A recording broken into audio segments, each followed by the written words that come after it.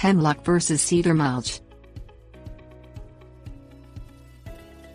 Because they're made from trees, hemlock and cedar are both organic mulches.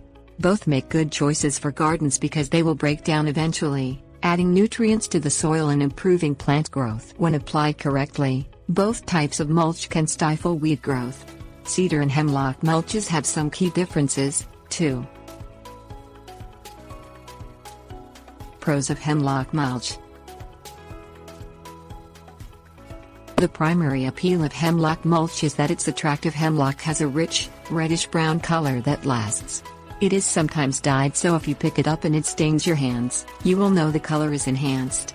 It also has a distinctive fragrance that is said to deter bugs.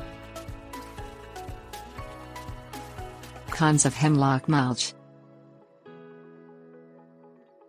Hemlock mulch is highly acidic, which means you should only use it around plants that can tolerate acidic soil. This makes it a good choice for acid-loving plants. Hemlock is a hardwood, which tends to be fibrous. When shredded, the pieces can weave together and interlock, forming a barrier that inhibits some water from reaching the soil surface. Chips might be a better bet. Pros of cedar mulch. Cedar, like hemlock, has a distinctive fragrance that is said to repel certain insects. The mulch varies in color depending on where it was harvested, and like hemlock, it can be dyed.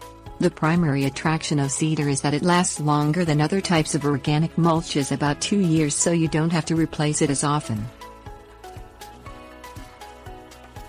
Cons of hemlock mulch.